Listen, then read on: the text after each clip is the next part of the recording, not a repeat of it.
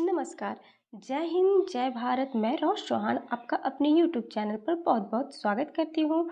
हम आज इस वीडियो में NCERT हिस्ट्री क्लास 8 चैप्टर 2 व्यापार से साम्राज्य तक कंपनी की सत्ता स्थापित होती है, इस चैप्टर को पढ़ेंगे, समझेंगे और जानेंगे।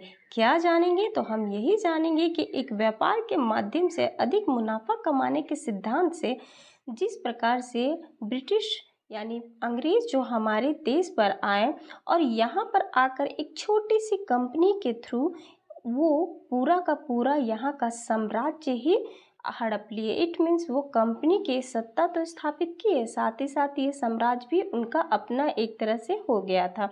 वो उपनिवेशवाद स्थापना की होड़ में आए थे और 17वीं और 18वीं सदी में किस प्रकार से वही नहीं विभिन्न यूरोपीय विभिन्न देश जैसे कौन पुर्तगाल, हॉलैंड, फ्रांस, ब्रिटेन या डच, ये सारे मिल करके सिर्फ व्यापार को अपने स्थापना के लिए उनकी एक तरह से समझिए कि कंपनी में सभी के बीच में संघर्ष होने लगा और संघर्षों के माध्यम से लास्ट तक जो टिका उनका एकाधिकार स्थापित करने की जो आकांक्षा थी वो इस कंपनी के थ्रू यहाँ पर हमें इस पार्ट में नज़र आएंगे। तो चलिए हम इस पार्ट को और भी अच्छे से पढ़ेंगे, समझेंगे और यह कंसेप्ट क्लियर करेंगे कि किस प्रकार से इनका हमारे देश पर आगमन हुआ और हमारा साम्राज्य इनका अपना बन गया। क्योंकि हमारे मन में कहीं न कहीं माय फ्रेंड्स ये क्वेश्चन आता है कि अंग्रेज़ों का यहाँ पर हमारे देश में एंट्री कैसे हुआ, यहाँ पर किस प्रकार से अपना मतलब स्थापना जो भी उनका साम्राज्य है शुरुआत कैसे किए, तो वो व्यापार के थ्रू ही उनका शुरुआत रहा। चलिए हम पढ़ते हैं। फर्स्ट पैराग्राफ में कहा जा रहा है कि 1707 में जो हमारे औरंगजेब थे मुग़ल बादशाह, उनकी मृत्यु हो गई थी। वो अब नहीं रहे। कब? 1707 ईस्वी में। हमें याद रखना है कि इनकी मृत्यु हो गई थी। किनकी? औरंगजेब जो हमारे मुग़ल बादशाह थे। और इनके प्रति एक और आपके लिए पॉइंट है कि वो सबसे शक्तिशाली बादशाह थे, आखिरी शक्तिशाली बादशाह थे। ऐसा नहीं है कि इनके बाद कोई भी बादशाह नहीं रहा, बिल्कुल रहा, लेकिन इनका कहने का मतलब ये शक्तिशाली बादशाह थे आखिरी। इनके बाद जो भी राजा बने, मुग़ल बादशाह बने, वो शक्तिशाली नहीं रहे। इनके मुकाबले उनकी शक्तियाँ बहुत अधिक कम थी। इनमें बहुत चीज़ें थी जो नियंत्रण करने का पावर इनमें अत्यधिक था, क्योंकि ये बहुत क्षेत्रों को एक साथ लेकर के चल रहे थे। फॉर एग्जाम्पल यहाँ पर हमारा एरिया है, पूरा का पूरा एरिया औरंगजेब चला सकते थे क्योंकि इनमें इतनी शक्तिशाली पावरफुल थे। वो बहुत ही पावरफुल ग्रेट एक तरह से वहाँ के बादशाह थे। किंतु इनके बाद जो आए वो नहीं चला पाए, असमक्ष हो गए, पूरा का पूरा वो एरिया नहीं देख सकते थे। इसलिए इन एरिया को छोटे छोटे भागों में बांट दिया गया, टुकड़ों में बांट दिया गया और सभी को एक एक दे दिया गया। उनमें से 4-5 को मतलब बना दिया गया, छोटे छोटे, सबका एक एक अपना अपना हो गया और अपना अपना सब वो अपना अपना राज्य के रूप में छोटा छोटा क्षेत्र को देखने लगे। तो इस प्रकार से पूरा का पूरा ये साम्राज्य को देखा जाने लगा। किंतु ये सारे जो थे वो इनके जितना उतने शक्तिशाली नहीं थे, इतना इनमें पावरफुल नहीं था माइंड कि किसी भी युद्ध में किसी में किस तरीके से डट के या किसी भी चीज़ में कैसे किस वक्त हमें डिसीजन को लेना है। आगे चलते हैं फ्रेंड्स, तो वो कैसे होने लगे? मुग़ल सूबेदार और बड़े बड़े जागीरदार अपने ताकत दिखाने लगे। सबको अपना अपना मतलब चाहिए था और सब में अलग अलग बट भी गया और वो बट भी गए।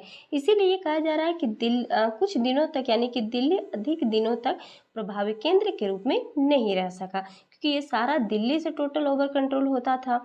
और यहाँ पर जब औरंगजेब थे तो वहाँ से चलता था कार्य, लेकिन किंतु कुछ समय इनके जाने के बाद इनको 1707वीं ईस्वी में इनकी मृत्यु के बाद ये चीज़ नहीं होने लगा। इसलिए ताकतवर रियासतों में कम गिनी जाने लगी, है ना। और साथ ही साथ माय फ्रेंड्स इसमें 18वीं सदी के उत्तरार्ध में यह बताया जा रहा कि अंग्रेजों का किस प्रकार से ताकत उभरने लगी। कब उभरने लगी? जब औरंगजेब की मृत्यु हो गई उसके बाद। उससे पहले औरंगजेब जैसे कोई साम्राज्य में बहुत मजबूत राजा टिका रहता है ना, तो किसी बाहर से किसी की एंट्री को रोक के रखता है, किंतु उसके गिरने के बाद ज़्यादातर चांसेस होते हैं किसी को भी अंदर आने की इजाज़त मिल जाती है। तो क्या इसमें आपको एक क्वेश्चन किया जा रहा है कि क्या आप जानते हैं कि अंग्रेज पहले एक छोटी सी व्यापार कंपनी के रूप में भारत आए थे और यहाँ के इलाकों पर कब्जे में उनकी ज़्यादा दिलचस्पी नहीं थी, क्योंकि उनका माध्यम सिर्फ अंग्रेज़ों का था, सिर्फ और सिर्फ व्यापार। वो भी व्यापार से वो अपनी जो भी उनकी इनकम होगी वो लेकर के वो अपना नॉर्मल, मतलब दिलचस्पी सिर्फ व्यापार पे थी। कोई ऐसा नहीं था कि इलाके पे हम कब्जे कर लें, यहीं पर ही हमारा मतलब डेरा डाके टोरा बन जाए, ऐसा कुछ था नहीं। लेकिन ऐसा क्या हुआ, तो फिर ऐसा कैसे हुआ कि एक दिन वे इस विशाल साम्राज्य के स्वामी बन बैठे? ये भी क्वेश्चन तो बिल्कुल करेक्ट है ना। आखिर ऐसा क्या हो गया कि वो एक छोटा सा नॉर्मल अपना व्यापार करने के रूप में आए थे भारत में, लेकिन वो यहाँ के साम्राज्य बन गए। और आखिर ऐसा क्या हुआ, तो ये हम कहाँ जानेंगे, ये हम इस अध्याय में जानेंगे। यहाँ देखिए आपके लिए एक फिगर दिया गया, यहाँ पर बगल में हमारे औरंगजेब की फिगर दी हुई है, जो कि आप देख सकते हैं। ये हमारे औरंगजेब हैं, जो कि 1707 में नहीं रहे हैं, उनकी मृत्यु हो गई थी। यहाँ पर हमारे सामने एक और फिगर दिया गया है माय फ्रेंड्स। इस फिगर में देखेंगे कैप्टन हडसन द्वारा बहादुर शाह जफर और उनके बेटों की गिरफ्तारी बताया जाए जरा। यहाँ औरंगजेब के बाद, यानी कि औरंगजेब जब नहीं रहे, 1707 में उनकी मृत्यु हो गई, उसके बाद जो मुगल शासन इतना ताकतवर तो नहीं रहा था, लेकिन मुगल बादशाहों का महत्व बना हुआ था। ओके, उनका महत्व बना हुआ था। लेकिन 1857 में, है ना, 1857 में ब्रिटिश शासन विरुद्ध भारी विद्रोह शुरू हो गया। क्या विद्रोह शुरू हो गया? मुगल बादशाह बहादुर जो शाह थे जफर को उनकी अपना नेता मान लिया गया था। किनको अपना नेता मान लिया गया था? क्योंकि ऑब्वियसली जब मेन राजा चला गया तो उसके बाद जो होंगे नेक्स्ट जो भी उनके बाद उनसे थोड़ा सा जो उनके अंडर में रहते हैं, काम करते हैं, उनको भी लिया जाएगा, है ना। उनके हाथों में हर वो साम्राज्य का कार्यभार सब चीज़ होगा, जिनको इन्फॉर्मेशन होगी। तो यहाँ पर विद्रोह के मुगल बादशाह जो बहादुर शाह थे, जफर को ही अपना नेता बना लिया। जब विद्रोह कुचल दिया गया तो कंपनी ने बहादुर शाह को, जफर को देश छोड़ने के लिए मजबूर कर दिया और उनके बेटों को जफर के सामने ही मार डाला गया। यहाँ पर देख सकते हैं इनको, मतलब यहाँ पर हमारे ये फिगर में दिख रहा है हमें कि यहाँ पर किस प्रकार से इनको दिखाया जा रहा है। में ईस्ट इंडिया कंपनी का आना। पूर्व कहने का तात्पर्य माय फ्रेंड्स, यानी कि पूर्व में, हम इनके पूर्व में, क्योंकि ये ब्रिटिश, यहाँ पर देखिए, यहाँ से इनका होना, यहाँ अफ्रीका में, यहाँ पर इनका अपना कैंप होना, यहाँ से होते हुए ये हमारे यहाँ इंडिया में एंट्री लिए। और यहाँ पर ये डायरेक्शन आपका, हम जानते हैं डायरेक्शन में यदि लेंगे तो ये हमारा सेंटर हुआ, जो कि यहाँ पर हुआ इंग्लैंड, और यहाँ से हमारा ईस्ट डायरेक्शन में जा रहा है, यानी कि ये हुआ ईस्ट डायरेक्शन, जिन्हें हम पूर्व कहते हैं। इसलिए इस कंपनी का नाम ईस्ट इंडिया कंपनी है। चलिए हम इन्हें पढ़ते हैं। ईस्ट इंडिया कंपनी, तो ये 1600 ईस्वी में इसकी स्थापना हुई। यहाँ पर महारानी एलिजाबेथ प्रथम है, ये हमारी महारानी एलिजाबेथ प्रथम हुई, और इन्होंने एक चार्टर पारित किया था। चार्टर कहने का मतलब जैसे एक रूल रेगुलेशन, जिसमें हमारे स्कूल का जो एक रूल्स होता है ना, इस तरीके से इतने बजे बेल बजेगी, टाइम टेबल एक तरह से बोलते हैं, मतलब एक रूल, परमिशन एक तरह से बोल सकते हैं, परमिशन लेना, सॉरी। तो परमिशन जैसे कि अपना अपना खुद का रहता है, अपना अपना देश का। तो ये एलिजाबेथ महारानी जो थी प्रथम, उन्होंने चार्टर लेकर के आई थी, जिन्हें हम देखिए इजाज़तनामा कहते हैं, ठीक है। यानी कि इजाज़त एक तरह से लिया गया था, वहाँ से दिया गया था कि जो भी पूर्व से व्यापार करने के लिए एकाधिकार मिला हुआ था, वो अपना एकाधिकार मतलब व्यापार कर सकती, क्योंकि वो एक ही कंपनी थी, इसलिए उनको मिल सकता है किसी भी पूर्व के किसी भी अपना देश में जाकर के वो अपना व्यापार कर सकती थी। तो इसी का फ़ायदा उन्हें मिला प्रॉपर, और वो इंग्लैंड की कोई भी व्यापार अपना चला सकते थे, जो कि ईस्ट इंडिया कंपनी को वो लेकर के इंडिया में आए थे। और उन्होंने इस चार्टर के सहारे में बहुत सारी अपनी सहारे कंपनी मतलब चीज़ों को बताए, जो कि यहाँ पर देखिए हमें इस पॉइंट में मिलता भी है देखने के लिए कि इस चार्टर के सहारे कंपनी समुद्र पार कर नए इलाकों को खंगाल सकती थी, और वहाँ से सस्ती कीमत पर चीज़ें खरीद कर उन्हें यूरोप में ऊंची कीमत पर बेच सकती थी। है ना। यहाँ पर इनका अपना चार्टर में लिखा हुआ था कि वो सस्ती चीज़ों में किसी भी देश से व्यापार करने के लिए सस्ती चीज़ों में खरीद सकते हो, लेकिन अपने देश में वो उसे महंगा करके ऊंची कीमतों पर बेचेंगे। और कंपनी को दूसरी अंग्रेजी व्यापार कंपनी से प्रतिस्पर्धा का कोई भी भय नहीं था, है ना। और वाणिज्यिक कंपनियां मोटे तौर पर प्रतिस्पर्धा के बचकर ही मुनाफा कमा सकती थी। तो ये जो प्रतिस्पर्धा के लिए ये एक प्रकार से देखिए कितना अच्छा निकाला गया इनके लिए जो नियमावली थी कि हम इस देश में आएंगे और सस्ती चीज़ें उठा करके महंगी चीज़ें जाए, इस चीज़ का बहुत अच्छे से इन्होंने फ़ायदा भी उठाया और पूरी तरीके से मुनाफा भी कमाया। और यहाँ पर एक शब्द आपके लिए आया है कि वाणिज्यिक कहा गया है, कि वाणिज्यिक शब्द का अर्थ क्या होता है। तो यहाँ देखिए हम समझ लेते हैं इसको भी, उसी चीज़ को पूरे अच्छे से बताया गया आपको कि एक ऐसा व्यापार यानी कि व्यावसायिक उद्यम जिसमें चीज़ों को सस्ती कीमत पर खरीदकर और ज़्यादा कीमत पर बेचकर यानी मुख्य रूप से व्यापार के जरिए मुनाफा कमाया जाता है। तो ये उसी चीज़ को बताया जाए जा रहा आपको कि सस्ती चीज़ें के फॉर एग्जांपल जैसे कि हम मसालों में फॉर एग्जांपल बात किए तो चलो मिर्ची ही ले रहे हैं, तो मिर्ची ले रहे हैं या लौंग ले रहे हैं, तो हम यहाँ से उठा रहे हैं 20 रुपये में और 10 या 20 रुपये में फॉर एग्जांपल, और वहाँ जा कर के इसका 50 गुना या 100 गुना या 10 गुना कितना भी गुना, जितना हमको जहाँ पर प्रॉफिट लगे उतने गुने में हम उसे बेच सकते हैं। तो यहाँ 10 का भी सामान ले रहे हैं तो समझिए कि उसका हम 100 का या 200 का अपने ऊपर मतलब उसका महंगे दाम में वहाँ का जैसा डिमांड उस अनुसार बेच रहे हैं। तो ये बताइए इनके लिए कितना अत्यधिक पावरफुल और मतलब कितना अच्छा फ़ायदेमंद रहा व्यापार। तो इसी प्रकार से इन्होंने यहाँ पर अपना व्यापार स्टार्ट किया और आगे बढ़ चले। लेकिन ये शाही जो दस्तावेज थे तो दूसरे यूरोपीय ताकतवर जो पूरब के बाजार में आने वाले थे उसे रोकना नहीं जा सकता। इस जो ये दस्तावेज तो जो पारित हुआ जिसको लाया गया था तो इसमें ये चीज़ तो था कि आप सस्ते दामों में लीजिए और महंगे में बेचिए, लेकिन इसमें यह कहीं नहीं था कि आप दूसरे यूरोपियन ताकतवर देशों को भी आप यहाँ पर आने से रोक सकते हो, ऐसा कुछ था नहीं। तो इसलिए इंग्लैंड के जहाज़ अफ्रीका जो पश्चिम तक को छूते हुए कैंप ऑफ गुड होप का चक्कर लगाती थी, वो हिंद महासागर तक पहुँचते हुए तब जा कर के वो मतलब अपने लेवल पे जहाँ भी उनको जाना है हिंद महासागर से आगे यानी कि बंगाल तक इट मीन्स वहाँ जाती थी। लेकिन उनसे पहले ही वहाँ कोई आ पहुँचा था और अपना व्यापार प्रारंभ कर चुका था भारत में। वो कौन थे?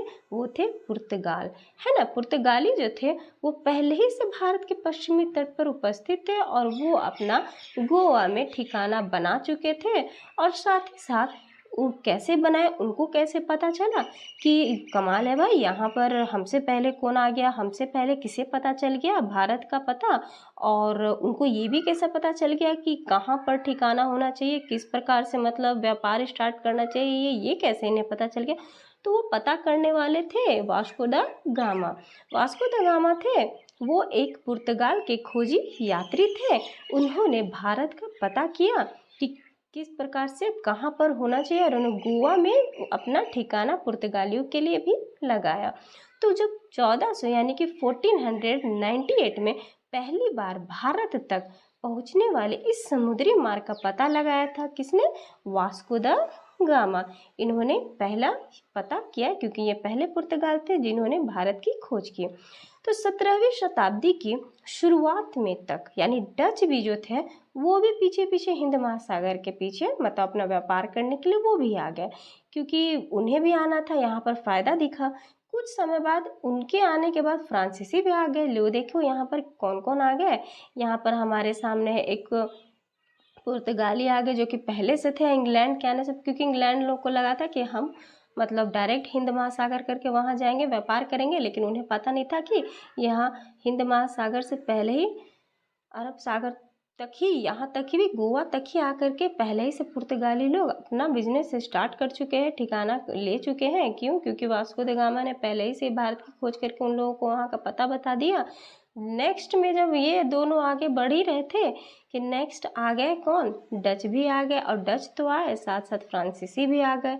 तो अब हो गया कंपटीशन टफ, है ना। जहाँ एक का था वहाँ पर अब हो गया काफ़ी सारे। तो अब सोच लीजिए कंपटीशन कितना टफ हो गया।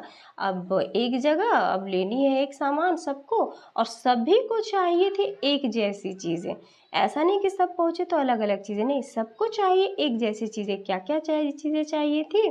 तो वो चाहिए थी बारीकी सूती कपड़े, रेशम की, और यहाँ पर आपको मतलब क्योंकि उसका ज़बरदस्त मांग था, साथ ही साथ उनको चाहिए काली मिर्च, लौंग, इलायची, दालचीनी, ये सभी चीज़ की मांग एकदम ज़बरदस्त थी, क्योंकि यूरोपीय कंपनी इन सब की डिमांड पर और भारतीय बाज़ार में ये चीज़ें कीमतें कम दाम पे लेती थी और अपने जगह पर उसका 10 गुना 20 गुना करके बेच देती थी, जिनसे उनको बहुत ही ज़्यादा फ़ायदा मिलता था।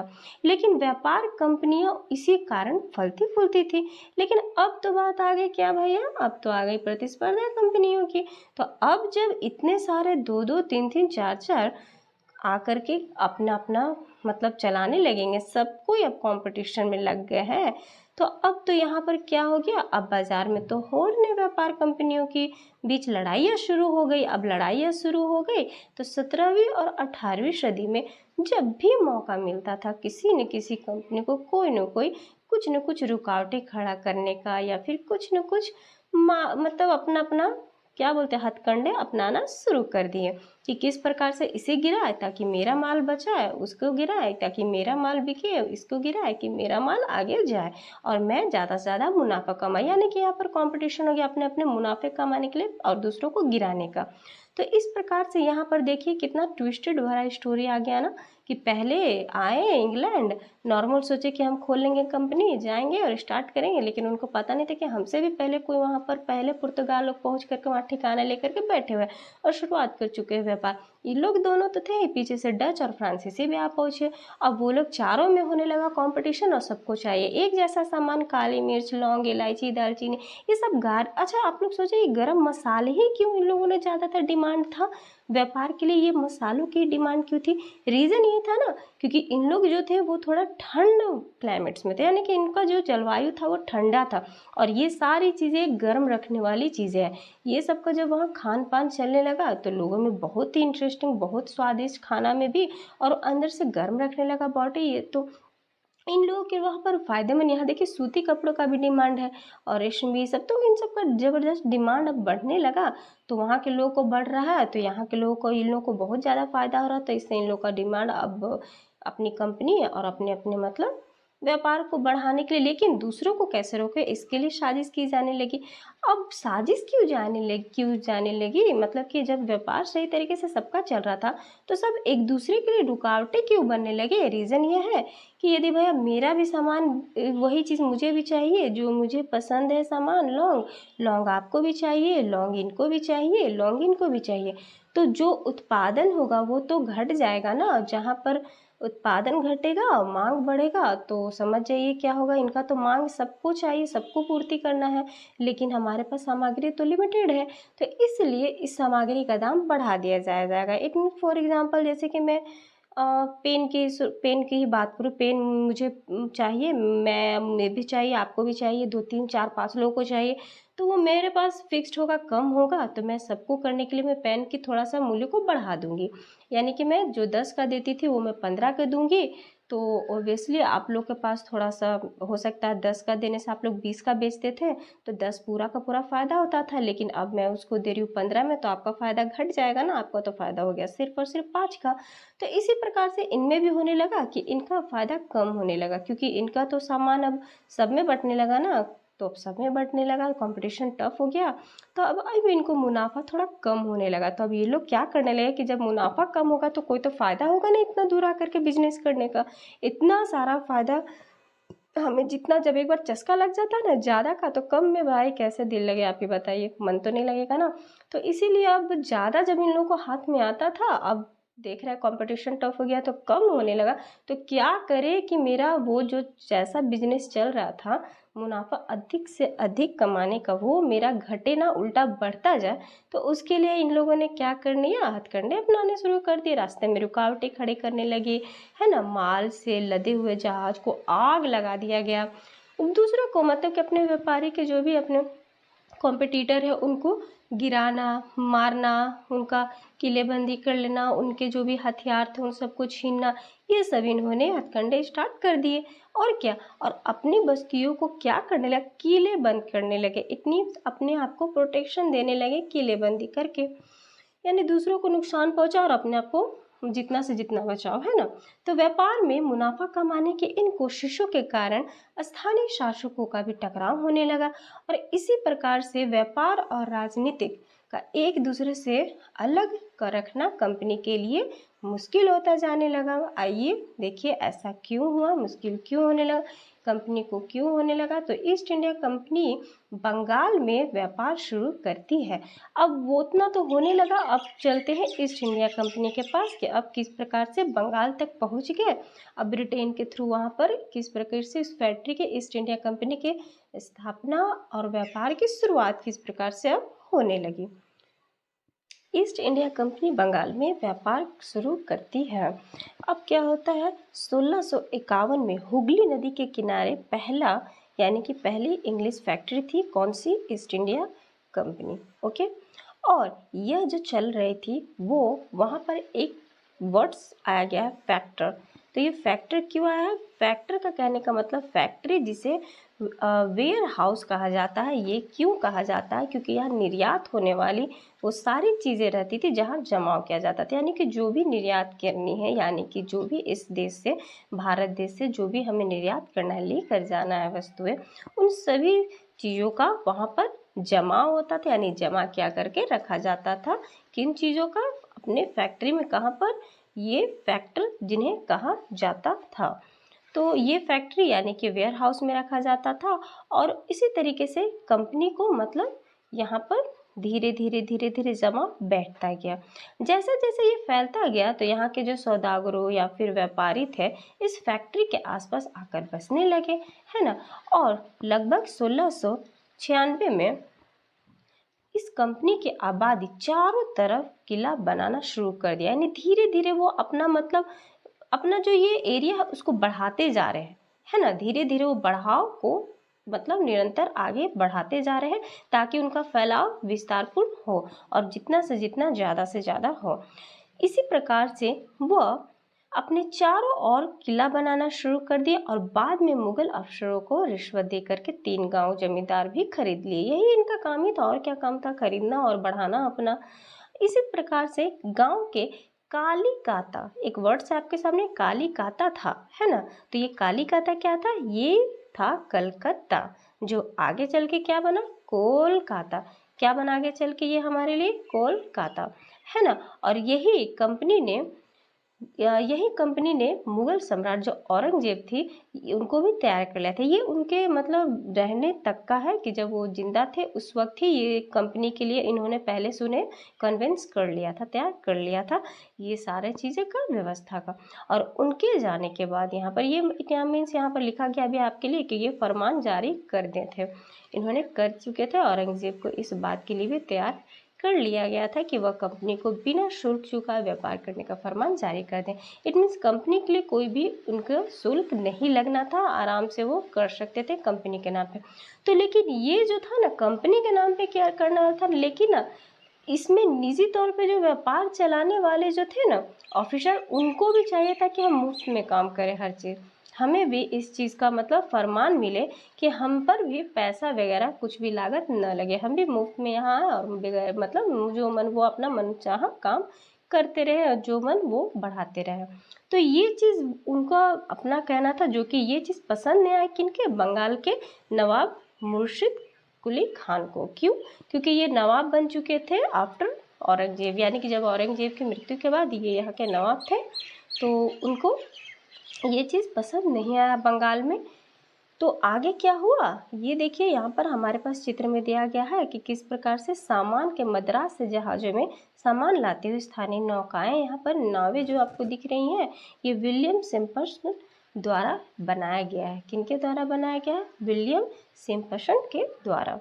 यहाँ पर आगे देखेंगे कि यहाँ पर हमारा नीचे व्यापार से युद्ध तक, ये टॉपिक पढ़ने से ही आपको पता चलता है, ये हेडलाइन कि व्यापार से युद्ध तक के कहने का मतलब है जहाँ से शुरुआत व्यापार से किया गया है और वह युद्ध तक किस प्रकार से चला। तो 18वीं सदी की शुरुआत में ही हम देख रहे हैं कि जो कंपनी और बंगाल के नवाब थे उनका क्या होने लगा, थोड़ा थोड़ा टकराव होने लगा, क्योंकि वहाँ हमने पहले देखा ना कि उनको पसंद नहीं आया ये चीज़। किनको पसंद नहीं आया, नवाब मुर्शिद कुली खान को, कि इस प्रकार से अपना मतलब जो मन चाहा अपना दिखा रहे हैं ब्रिटिश वाले, तो यहाँ पर उनको पसंद नहीं आ रहा है। और ये चीज़ औरंगजेब की मृत्यु के बाद जो बंगाल के नवाब अपनी ताकत दिखाने लगे। उस समय दूसरी क्षेत्रीय ताकतों की स्थिति भी ऐसी ही थी। मुर्शिद कुली खान के बाद कौन आए, वहाँ पर आए अली वर्दी खान, और उनके बाद आए सिरोजा दुल्ला, बंगाल के नवाब बने, है ना। यह जो शासक थे ये काफ़ी शक्तिशाली थे। कौन शासक थे, सिरोजा दुल्ला, है ना, बंगाल के काफ़ी शक्तिशाली शासक थे। और उनका मानना था कि कंपनी की रियायतें को देने से मना कर दी जानी चाहिए, क्योंकि ये कोई तरीका नहीं हुआ कि मतलब हर चीज़ उनके अकॉर्डिंग हो। व्यापार का अधिकार देने के बदले कंपनी से नाराज नजराने मांगे, और सिक्के ढालने तक का अधिकार नहीं था, और उनकी किलेबंदी को भी बढ़ाने से रोका, क्योंकि वो देख रहे हैं कि धीरे धीरे वो अपने सिक्कों को भी, व्यापार को भी किलाबंदी भी किए जा रहे हैं, यहाँ पर व्यापार का भी अधिकार बढ़ता जा रहा है। तो इस प्रकार से एक तरह से हमारे इनके लिए तो नुकसान था ना, इनके साम्राज्य के लिए ये नुकसान था। तो सिरोजा दुल्ला जो सोचे कि नहीं, ये जो नुकसान है ये हम ही क्यों सहे, तो हमें भी अभी से रोकने की कोशिश करी जानी चाहिए। यदि नहीं रोकेंगे तो आगे चल के बहुत ज़्यादा दिक्कत हो जाएगा। तो कंपनी का धोखाधड़ी का आरोप लगाते हुए उन्होंने दलील दी, और बंगाल सरकार का राजस्व वसूली कम करने के लिए भी उन्होंने कहा। नवाब की ताकत कमज़ोर पड़ रही थी, क्यों, क्योंकि कंपनी टैक्स चुकाने को तैयार नहीं थी, और उनके अफसरों को अपमानजनक चिट्ठियाँ लिखी गई, और नवाबों व उनके अधिकारियों को अपमानित करने का भी प्रयास किया गया, यानी इनको भी अपमानित किया जाने लगा, और सारी चीज़ें भी एक तरह से इनके अकॉर्डिंग नहीं होने लगी। तो कंपनी का कहना था कि स्थानीय जो अधिकारियों की बेतुकी मांगे हैं, वो कंपनी का व्यापार तबाह हो रहा है। व्यापार तभी फलता फूलता है जब सरकार शुल्क हटा ले, और कंपनी को इस बात का भी यकीन था कि अपना व्यापार फैलाने के लिए उनके अपनी आबादी बढ़नी होगी, गांव खरीदने होंगे, और किला का पुनर्निर्माण करना होगा। देखिए सारे अपने अकॉर्डिंग इन्होंने कंपनी के अकॉर्डिंग और अपने अकॉर्डिंग को सारी चीज़ें नियम लागू उनके सामने रख दिया गया कि ऐसा हो तो इस तरीके से हो, तो तब तो उनके लिए कोई परेशानी ही नहीं होगी, सारा इन्हीं के अकॉर्डिंग हो रहा। ये टकराव भी दिनों दिन गंभीर होता गया, क्योंकि ये सारी चीज़ें उन्हें पसंद नहीं थी, नवाब को पसंद नहीं आ रहे थे।